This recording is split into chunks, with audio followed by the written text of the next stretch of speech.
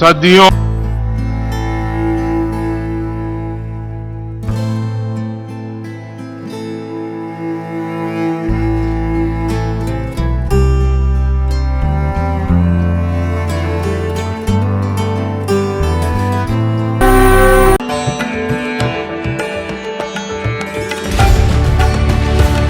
देख रहे हैं केवल सच न्यूज।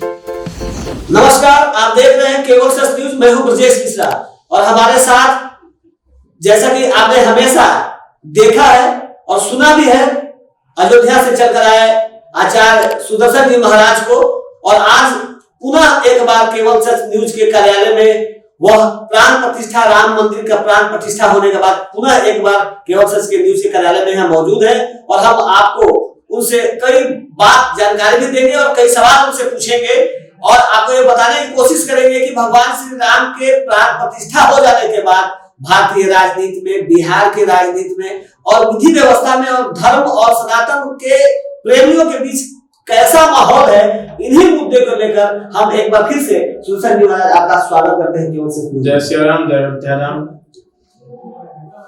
22 जनवरी 2024 को रामलला का प्राण प्रतिष्ठा हो गया। किस तरीके का माहौल था अयोध्या में? बड़ा उत्सव, हर्षोल्लास के साथ सभी लोग, अनेक प्रकार के संत सभी लोग सम्मिलित हुए, दूसरे से मिले, काफी उत्सव मनाया गया। काफी लोग के जो मनोकामना काफी दिन से ललाई थी देखने के लिए प्रभु राम हमारे मंदिर में कब विराजमान होंगे। काफी के मन में हर्षोल्लास है और काफी लोग वहां पहुंचे, प्रभु राम का दर्शन किए और जीवन धन्य हो गया। सब कृत हो गए देखकर। लोग कहते थे और सभी चारों शंकराचार्य ने एक तरीके से विरोध ही किया था और राम भद्राचार्य जी और शंकराचार्य के बीच में आपस में थोड़ा तनातनी भी हो गया था इस मामले को लेकर कि लोग कहते थे, मीडिया में आने लगा कि शंकराचार्य ने क्या किया राम मंदिर के निर्माण के लिए। तो वैसी स्थिति में आप के वजह से इस तरीके के दोनों के बीच विवाद का कारण क्या है? शंकराचार्य जी हमारे धर्म के मंत्री हैं। जी जी ठीक है, और जो भी वो बोले उनके बातों को खंडन नहीं कर सकते। जी जी उन्होंने कुछ कहा है तो बिल्कुल कुछ सोच समझ कर उन्होंने कहा होगा। जी जी उनके विरोध करना, कुछ बोलना ये हम लोगों के लिए शायद नहीं। तो राम मंदिर का जब प्राण प्रतिष्ठा होता है, कई साधु संत के आंखों से अश्रुधारा बह रही थी, मनोकामनाएं सभी के खुशी के आंसू थे। उन्होंने अनेक प्रकार के संकल्प लेकर जो उन्होंने बैठ गया था कि जो मेरे मन में भावनाएं थी कि देख रहे हैं हमारे जो प्रभु राम है पंडाल टेंट में विराजमान है। काफी लोग महलों में रह रहे हैं, परंतु हमारे प्रभु राम कब अपने मंदिर में अपने सुशोभित होंगे। इस दृश्य को देखकर मन भावुक हो गया और आंखों में आंसू आ गए। चर्चा यह भी है कि तंबू से मंदिर में रामलला पधार गए हैं, तो इसमें मोदी से ज्यादा योगदान सुप्रीम कोर्ट का है। आप क्या मानते हैं? दोनों को मानते हैं, दोनों का योगदान है। मोदी का भी है और सुप्रीम कोर्ट का भी योगदान है। इसमें माना गया है मोदी भूमिका निभाए हैं, जी विशेष रूप से उन्होंने किया, बहुत विश्व के लिए बहुत अच्छा कार्य किया और बड़ा खुशी की बात हुआ कि उन्होंने धर्म के प्रति इतना आभार व्यक्त किया। अच्छा, एक गीत भी बहुत चर्चा में है, जो राम को लाए हैं हम उनको लाएंगे। जी जी, देखिए राम को लाए हैं, राम को लाने वाले कोई नहीं है। राम तो स्वयं सबको लाते हैं, उनको कौन लाएगा? वो अपना मतलब चुनाव नीति, धर्म रणनीति से लेकर कह रहे हैं कि उन्होंने राम की जिन्होंने प्रतिष्ठा किया, इतना आभार व्यक्त किया, हम उनको फिर से देश में उस युग उनको खड़ा करेंगे, फिर ऐसा धर्म के लिए वो कार्य को करें। जैसे हमारे कहा गया है ना, अयोध्या तो अभी बाकी है, मथुरा काशी बाकी है। उसी के उन्होंने कहा गया जो राम के लाए साथ हमारे मथुरा काशी को भी आभार व्यक्त करें, उसके प्रति भी उनका। तो ये अयोध्या में झांकी था, मथुरा काशी बाकी है। तो ये धर्म का स्थापना की बात है या फिर ये राजनीति की बात? नहीं, धर्म की स्थापना की बात कही जा रही है। जैसे राम मंदिर को स्थापित हो गया तो लोगों से कहना है अयोध्या तो भी झांकी है, मथुरा काशी बाकी है, उनका भी परिपूर्ण जैसे लोगों का मन में संकल्प है वैसा किया जाएगा। बिहार में नीतीश कुमार भी लगातार विरोध कर रहे थे क्योंकि महागठबंधन के साथ थे। प्राण प्रतिष्ठा हो जाने के बाद तुरंत सत्ता परिवर्तन कर लिया नीतीश कुमार ने। कहीं उनको भय था या फिर सनातन के प्रति प्रेम जाहिर हो गया? प्रभु की कृपा हुई, शायद प्रभु राम जी के सनातन प्रति उनका आभार व्यक्त हुआ, करें हमें भी सनातन से जुड़ना चाहिए। तो हम प्रभु राम को कहेंगे ना, चलिए ऐसा उनका मन में आया कि हमें भी इनके शरण में जाना चाहिए। सनातन को लेकर जुड़ा तो बहुत अच्छी बात है।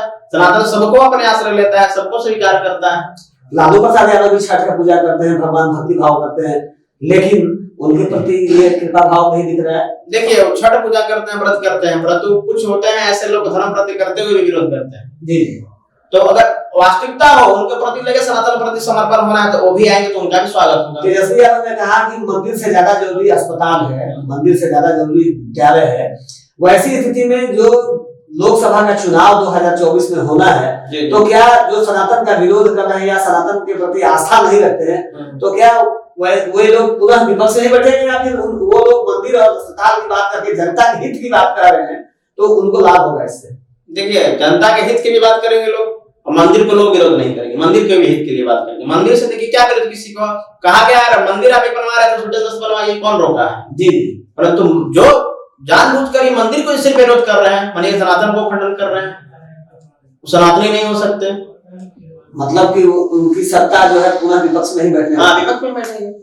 जो राम को लाए, जी जी, जो राम को लाए उनको लाएंगे। उन्होंने देख रहा है उन्होंने क्या किया मेरे लिए जी, परंतु जो राम को ही विरोध कर रहे हैं, जो लाया उनको क्या कर सकते हैं? नहीं, जो जनसंख्या का आधार पर बिहार के राजनीतिक दृष्टिकोण से, चूंकि आपका ताल्लुक बिहार से भी है, जी जी, आप उत्तर प्रदेश के अयोध्या में भगवान श्री राम के उस जन्मस्थली से हैं और बिहार में जन्मभूमि आपका है। वैसे तो बिहार की राजनीति में जिस तरीके का माया समीकरण बिहार में कायम है, मुसलमान और यादवों का समीकरण कायम है, जिस जनसंख्या जो अभी जातिगत जनसंख्या आई है, उस स्थिति में एक अच्छा आंकड़ा उनके पास है। वैसे राम को जो लाए हैं वही आएंगे, ये कैसे संभव हो सकता है? देखिए, यहाँ है जातिवाद को लेकर, परंतु देखिए जो है, जो जुड़ रहे हैं, जो सनातन को मान रहे हैं, भगवान को जो मान रहे हैं, जो देख रहे हैं उचित कार्य को कौन कर रहा है। बाकी यहाँ भाई कास्ट को लेकर लोग कहेंगे कि हम ये कास्ट के हैं तो इनको सपोर्ट करेंगे, तो ऐसे मैं अपना जो निर्णय लेते हैं लोग तो देखने को मिलता है, परंतु वास्तविकता रूप से जो चलेंगे, जो राम को लाए हैं उनको लाएंगे। लोग भी जान रहे हैं कि उन्होंने राम को लाया, उन्होंने स्थापित किया, जी जी, ठीक है, वो लोग देख उनको पक्ष में भाग लेंगे, उनको बोलेंगे। राम को लाने के बाद ऐसे तो कोई भगवान से वो ला ही नहीं सकता, लेकिन जो अभी अवधारणा है राजनीतिक दृष्टिकोण से, तो राम को लाने के बाद भारत रत्न जातिगत आंकड़ा के अनुसार दिया जा रहा है, भले उसको आज राजनीतिक दृष्टिकोण से बयान के रूप में बड़े रूप से प्रोजेक्ट किया जा रहा है, तो क्या राम के लाने के बाद भारत रत्न का तुरंत इस तरीके से आडवाणी जी को देना, कर्पूरी ठाकुर को देना, बहुत ऐसे लोग हैं, कांग्रेस पार्टी के भी लोग हैं, कुछ ऐसे भी लोग हैं जो प्रधानमंत्री के पद पर रहे हैं, उनको भी ला रहे हैं, चौधरी चरण सिंह को, नरसिम्हा राव जी को, इन लोगों को दिया गया है। तो कहीं ऐसा तो नहीं है कि राम को लाने के बाद भी उनको जातिगत दृष्टिकोण से कहीं ना कहीं ये डर है कि हम 300 का आंकड़ा पार करेंगे नहीं करेंगे? देखिए, जिनके अंदर जातिगत को लेकर बैठा हुआ होगा, परंतु जो सार्वजनिक सामूहिक रूप से देख रहे हैं उनके अंदर तो नहीं होना चाहिए। जो सामूहिक रूप से सबको देख रहे हैं उनके अंदर तो नहीं होना चाहिए। जो जातिगत लेकर बैठे हैं जातिगत ही न देखेंगे। राम को लाने वाले बिहार में भी सत्ता पर आसीन हो चुके हैं। जी जी, बिहार के साधु संत महंत और पुजारियों की स्थिति दयनीय है, बल्कि काफी बुरी स्थिति में है। कई महंत मारे जा चुके हैं, कई लोगों का अवैध कब्जा हो रहा है महंतों पे। तो चुप क्यों है? अब फिर सत्ता और भारतीय जनता पार्टी, अब तो सत्ता परिवर्तन हुई है, जी ठीक है, परंतु पहले जो देखा जा रहा धर्म को लेकर लोग नहीं चल रहे थे, परंतु अब की दृष्टि से जो देखा जा रहा धर्म प्रति लोगों का भाव व्यक्त हो रहा है, तो हमारा तो ये विश्वास आग्रह रहेगा कि हो सके अब कुछ लोगों का ध्यान पड़े, धर्म प्रति जागरूक हो, ध्यान दें। ऐसे भी देखा जा रहा सरकार के ध्यान पहले नहीं थी, परंतु माना गया धर्म को नीति को लेकर बीजेपी धर्म को लेकर चलती, धर्म को मानती है। यहाँ बिहार में देखा जा रहा है कि अब कुछ माहौल बदला है, ठीक हो रहा है। आपको लग रहा है कि बिहार धार्मिक में सुधार होगा, कुछ सुधार होगा, कुछ विचार बदलेगा जी, और साधु संतों की स्थिति जो भी है सुधार लगा, ध्यान रूप से उसको चलाया जाएगा, फिर किया जाएगा। 4% टैक्स देने के बावजूद भी आपको उचित न्याय नहीं मिलता, तो चुप क्यों है आप लोग? नहीं, आवाज चुप नहीं, आवाज तो उठाया जाता है, परंतु ध्यान नहीं देकर दबा दिया जाता है ना। और देखिए क्या इसमें एक खड़े होते हैं तो दूसरा बढ़ावा नहीं देकर दबाना जाता है, उसमें दूसरे से लोग जुड़ जाए और ये आंदोलन करे, लग जाए कि नहीं हमारी जो 4% हम टैक्स दे रहे हैं फिर भी हमारे रूप से देखा नहीं जा रहा, चलाया नहीं जा रहा, आंदोलन करेंगे, लग जाएंगे कि अब सरकार का जब रहा ध्यान तो क्यों नहीं होगा। बिहार में त्रेता द्वापर सतयुग कलयुग सबका प्रभाव है बिहार में। पर्यटक दृष्टिकोण से अगर विकसित किया जाए तो बड़ी संभावनाएं है बिहार में, बिल्कुल। इसके बावजूद भी मंदिरों का विकास नहीं हो पाता है, इसका कारण क्या मानते हैं? देखिए, कुछ मंदिरों में तो कमेटी होती है जी, वो अपना जैसे कार्य होता चलाते हैं, परंतु जो धार्मिक न्यास बोर्ड से जुड़ा हुआ है तो बिहार में तो अधिक देखिए जो क्या है कि अभी जो न्यास बोर्ड पे विराजमान है मंदिर बंद को बढ़िया से निरीक्षण भी नहीं करते हैं, जी जी, देखते भी नहीं। उनका भी दायित्व क्या बनता है, देख निरीक्षण करे, सुचारू रूप से चलाए, उसको बढ़ावा दे, उसको आगे की ओर ले जाए, परंतु इनका कोई ध्यान नहीं है। अब सरकार की परिवर्तन के साथ ध्यान दे और कार्य कुछ आगे बढ़े, आजकल योगी जी यूपी में सत्ता में दोबारा आ जाने के बाद भगवा रंग, योगी स्टाइल, साधु संत का राजनीति में प्रवेश का एक रफ्तार बढ़ रहा है। तो क्या बिहार में भी साधु संत महंत राजनीतिक दृष्टिकोण से भागीदारी निभाएंगे लोकसभा विधानसभा चुनाव में? बिल्कुल निभाएंगे। अब जब कहा गया है ना, जब कहा गया जब ऐसा आभार व्यक्त होता है, जब कठिनाइयां होती हैं, जब कुछ मतलब गलत कार्य होता है, तो कोई ना कोई कुछ रूप में कोई ना कोई विद्यमान होता है। ऐसा होगा तो कोई ना कोई संत रूप में यहाँ पर भी आएंगे, बिल्कुल आएंगे, बिल्कुल उनकी सरकार बनेगी। कब तक लगता है सरकार बनेगी? क्योंकि पिछले 35 साल का इतिहास बिहार का, कभी जंगल राज, कभी मंगल राज, कभी दंगल राज, कभी पलटू राज, कई तरह का आएगा सनातन राज, समय आ गया सनातन राज आने का, आएगा जी, बिल्कुल आएगा। और देखिए प्रभु की जैसा चाहते वैसा होता है। जब हानि ज्यादा बढ़ता है, संकट ज्यादा बढ़ता है, तो कोई ना कोई रूप में भगवान किसी को ना किसी को भेजते हैं। तो बिहार में भी कोई ना कोई रूप में कोई संत, चाहे जो भी हो, धर्म प्रति आभार सनातन राज जरूर आएगा। बिहार में कोई ऐसा एक संत जिसको प्रति सबको आस्था रखता है, कोई है आपके समय?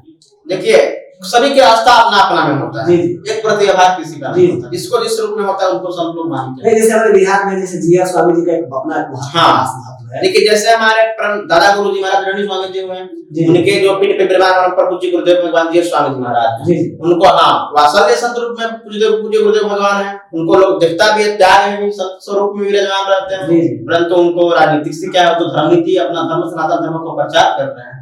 परंतु अगर ऐसा देखा जा रहा है तो राजनीतिक को धर्म नीति दोनों को लेकर आने वाला कोई ना कोई ऐसा संत जरूर आएंगे। पहले एक पुलिस महानिदेशक हुआ करते थे, जी। अब संत हैं, नाम उनका भूतेश्वर पांडे है, जी। और अब वो एक आचार्य रूप में भी विराजमान हो चुके हैं और कथा वाचन का भी कार्य करते हैं, जी। तो कहीं ऐसा तो नहीं है कि भूतेश्वर पांडे जी का राजनीति में प्रवेश होगा इस तरीके से? संत प्रभु चाहे तो बिल्कुल, और लोगों का रहेगा जैसे उन्होंने पहले सेवा किया, अब धर्म को लेकर सनातन को लेकर सेवा कर रहे हैं, ऐसे ही आगे अगर उनको ऐसा अवसर दिया जाए जरूर सेवा करेंगे, जरूर सनातन को लेकर चलेंगे।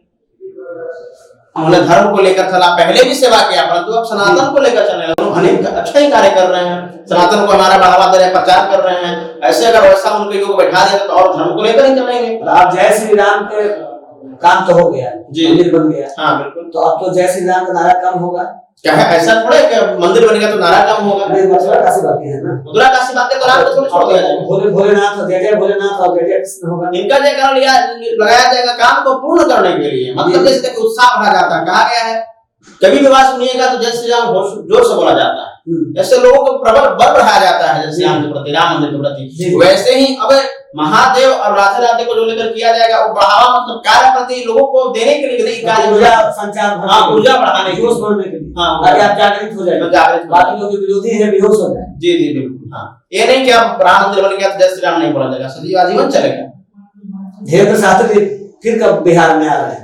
अब देखिए प्रभु कृपा हो तो बहुत जल्द उनका बिहार में आगमन होगा। कार्यक्रम के लिए बात विचार चल रही है, जैसे कुछ ऐसा डेट सुनिश्चित होगा तो बिहार में उनका आगमन होगा। ऐसे में उन्होंने कहा है कि जब जैसा होगा बिहार जरूर आएंगे, उन्होंने बोलकर गए। बिहार की जनता को क्या कुछ कहना चाहेंगे महंत ने कहा? देखिए जहां तक हो, लोग जो जिस अवस्था में हो, जिस कार्य में हो, और ये नहीं कि राजनीतिक भी करें तो जातिवाद देख के, जो परिपूर्ण हो, अच्छा योग्य हो, उसका सपोर्ट करें, उसके साथ रहें और सनातन धर्म को लेकर चले। कहा गया अगर वह हिंदू धर्म में है, सनातन को लेकर चलेंगे, मानेंगे, परिपूर्ण रहेंगे, नारायण की कृपा रहेगी, तो अब जो सुचारू रूप से सरकार चला रही है उसका सपोर्ट करें और भगवान राम का संकीर्तन करते रहे। अभी आपने सुना आचार्य सुदर्शन जी महाराज को, उन्होंने कहा कि अयोध्या तो सिर्फ झांकी था, अब मथुरा काशी बाकी है।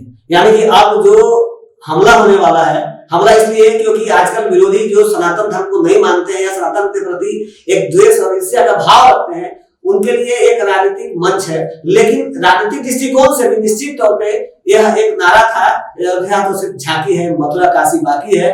और बाबरी विध्वंस के बाद अब ज्ञानवापी और मथुरा का जो भगवान श्री कृष्ण, भगवान भोलेनाथ का उचित स्थान दिलाने का काम पुनः भारतीय जनता पार्टी ही करने जा रही है, विश्व हिंदू परिषद करने जा रही है, साधु संत महंत करने जा रहे हैं। और इसका लाभ 2024 के लोकसभा चुनाव में कितना भारतीय जनता पार्टी को मिलेगा, क्योंकि लोग ये कह रहे हैं कि अब की बार 400 के पार, यानी कि जय श्री राम के प्राण प्रतिष्ठा हो जाने के बाद जो लोग राम में आस्था नहीं रखते थे, उनके दिल के अंदर भी भगवान श्री राम के प्रति एक भाव जागृत हुआ है। जैसा कि माहौल 22 जनवरी 2024 को देखने को मिला और एक माहौल से पूरे देश में, पूरे विश्व के पटल पे सनातन मजबूत हुआ है और साधु संत का जो मनोबल है वो ऊंचा हुआ है। आप सुन रहे थे हमारे आचार्य सुदर्शन जी महाराज को। बहुत बहुत धन्यवाद।